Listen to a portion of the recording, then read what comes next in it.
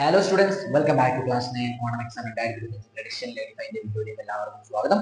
So അപ്പോൾ നമ്മൾ ഇന്ന് നോക്കാൻ പോകുന്നത് നമ്മുടെ മൂന്നാമത്തെ ചാപ്റ്റർ കെമിക്കൽ ബോണ്ടിങ് എന്ന് പറഞ്ഞ ചാപ്റ്ററിലെ പ്രൊട്ടക്ഷൻ ആയിട്ട് ടോപ്പ് 10 മാർക്ക് ബേസ് ചോദ്യങ്ങളാണ് നമ്മൾ നിങ്ങൾക്ക് വേണ്ടി നൽകാൻ പോകുന്നത്. അപ്പോൾ മാക്സിമം എല്ലാവരുടെയും നിങ്ങളുടെ വീഡിയോയുടെ ലിങ്ക് ഷെയർ ചെയ്ത് കൊടുക്കാം. നിങ്ങളുടെ വാട്സ്ആപ്പ് കമ്മ്യൂണിറ്റി ഗ്രൂപ്പുകളിലേക്കോ നിങ്ങൾ വാട്സ്ആപ്പ് ഗ്രൂപ്പിലോ നിങ്ങൾ ഷെയർ ചെയ്ത് കൊടുക്കണം. ഉഷാറായിട്ട് ഫ്രീ ആയിട്ട് നമ്മൾ ക്ലാസ് എടുക്കുന്നത്.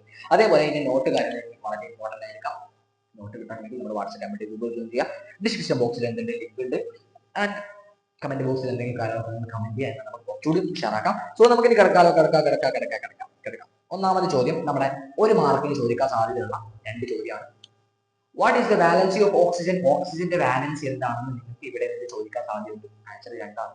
അടുത്തത് എന്താണ് കെമിക്കൽ ബോണ്ട്? കെമിക്കൽ ബോണ്ട് എന്ന് പറഞ്ഞാൽ എന്താണ്? അത് attractive force between atom and iron. അതാണ് ഇതിന്റെ ആൻസർ. നിങ്ങൾ ഇത്ര എഴുതി വെക്കാൻ ശ്രമിക്കരുത്. ടെക്സ്റ്റ് ബുക്ക് ഒന്ന് റെഫർ ചെയ്തിട്ട് ഒരു ലൈൻ മൊത്തം ഒന്ന് എഴുതാൻ നിങ്ങൾ ശ്രമിക്കാം കേട്ടോ. ഓക്കെ, നെക്സ്റ്റ് നമുക്ക് വരുന്നത് 2 മാർക്കിന്റെ 2 ചോദ്യങ്ങളാണ്. അതിലൊന്ന് define ionic bond and given one example. Ionic bond എന്താണെന്നും അതിന്റെ ഒരു എക്സാമ്പിൾ ഏതാണെന്ന് ചോദിച്ചിട്ടുണ്ട്. അപ്പൊ എക്സാമ്പിൾ NaCl ആണ്. അതെന്താണെന്നും നിങ്ങൾക്ക് ഇവിടെ നോക്കാം. ഞാൻ ഡീറ്റെയിൽ പറയുന്നില്ല, നമുക്ക് ടൈം കുറവാണ്.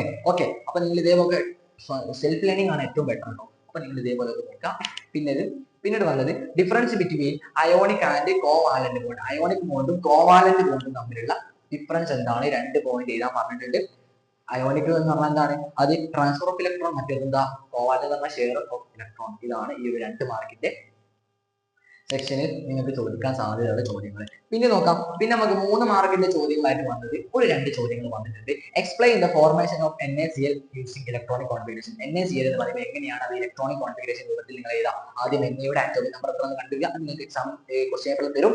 ആ ആറ്റോമിക് നമ്പർ ഇടുക. അതേപോലെ പിന്നെ ക്ലോറിനെ കുറിച്ച് എഴുതുക. അതിൽ എത്ര ഇലക്ട്രോൺസ് ഉണ്ട്, അതിനെ കൊടുക്കുകയാണോ വാങ്ങുകയാണോ എന്നൊക്കെ ചോദിച്ചിട്ട് നിങ്ങൾ എഴുതുക കേട്ടോ. അടുത്തത് 6ാമത്തെ ചോദ്യം വന്നുള്ളത് write the Lewis dot structure of H2O. H2Oയുടെ ലൂയിസ് ഡോട്ട് നമ്മുടെ ഇലക്ട്രോൺ ഡോട്ട് ഡയഗ്രാം നിങ്ങൾ വരയ്ക്കാം. ഇലക്ട്രോൺ ഡോട്ട് ഡയഗ്രാം ആണ് ഇവിടെ വരയ്ക്കാൻ പറഞ്ഞത്.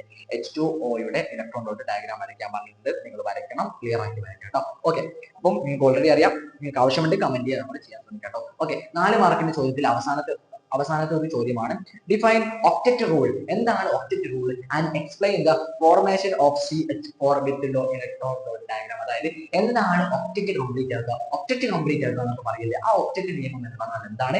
അതേപോലെ ഇത് എങ്ങനെയാണ് ഫോർമേഷൻ ഓഫ് CH4, എങ്ങനെയാണ് CH4ന്റെ കേസും, അതേപോലെ അതിലൊരു ഇലക്ട്രോൺ ഡോട്ട് ഡയഗ്രാം ആക്കി വരയ്ക്കാൻ ശ്രമിക്കുക. അതാണ് ഇലക്ട്രോൺ ഡോട്ട് ഡയഗ്രാം ആണ് ഇത് ചാപ്റ്ററിൽ വളരെ ഇമ്പോർട്ടന്റ് ആയിട്ടുള്ളത്. പിന്നെ ഒക്ടറ്റ്, അതേപോലെ കോവാലന്റ്, ആ ഒരു അയോണിക് ബാധകമൊക്കെയാണ് ഈ ഒരു ചാപ്റ്ററിൽ നിന്നും നിങ്ങൾക്ക് ചോദിക്കാൻ സാധ്യതയുള്ള കെമിക്കൽ ബോണ്ടിങ് അഥവാ രാസബന്ധനം എന്ന് പറഞ്ഞ ഈ ഒരു ചാപ്റ്ററിൽ നിന്നും നിങ്ങൾക്ക് ചോദിക്കാൻ സാധ്യതയുള്ള മോസ്റ്റ് ഇമ്പോർട്ടന്റ് ആൻഡ് എഫക്റ്റീവ് ചോദ്യത്തിന്റെ ഉത്തരങ്ങളാണ് ഞാൻ ഇവിടെ നൽകിയിട്ടുള്ളത്. മാക്സിമം എല്ലാവരിലേക്കും വീഡിയോയുടെ ലിങ്ക് ഷെയർ ചെയ്യാൻ, നോട്ട് വേണമെങ്കിൽ കമ്മ്യൂണിറ്റി ഗ്രൂപ്പിൽ ജോയിൻ ചെയ്യാം. So bye for thank you for watching. Have a nice day. So by.